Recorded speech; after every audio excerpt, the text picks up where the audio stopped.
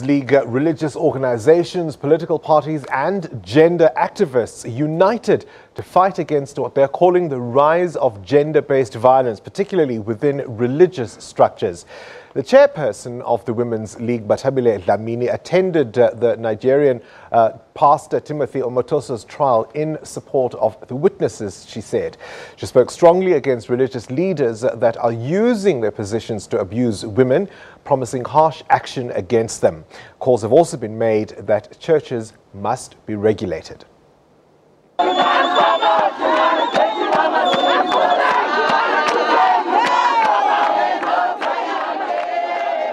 Outside the court, people stood in solidarity against gender-based violence. The Minister of Women in the presidency says the silence against violence towards women should be broken. We will therefore be embarking on a process of planning towards public hearings with various stakeholders against gender-based violence and all forms of abuses in the guise of religion and faith. Our aim is to break the silence. Our aim is to break the silencing hold that these institutions have over women.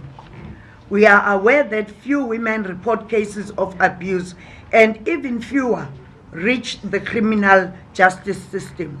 What culture teaches objectifies women.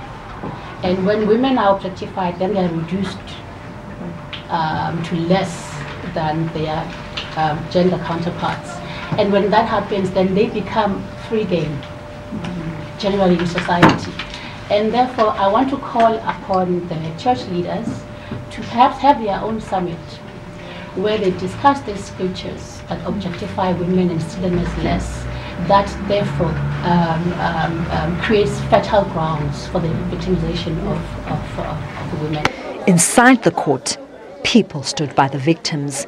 Men also came out in support of the witnesses.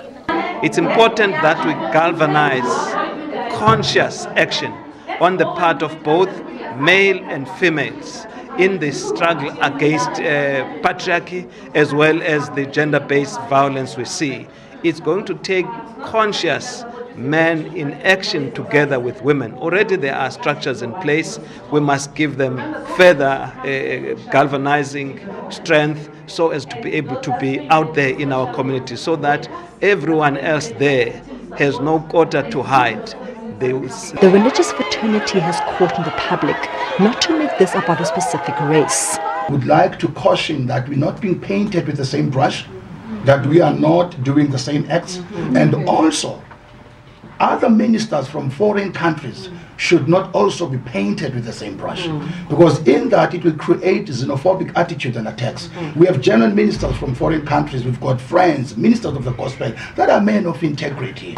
Gender-based organizations believe public hearings will be a perfect platform for victims to openly share their stories without feeling victimized. Lerato Tipa, SABC News, Port Elizabeth.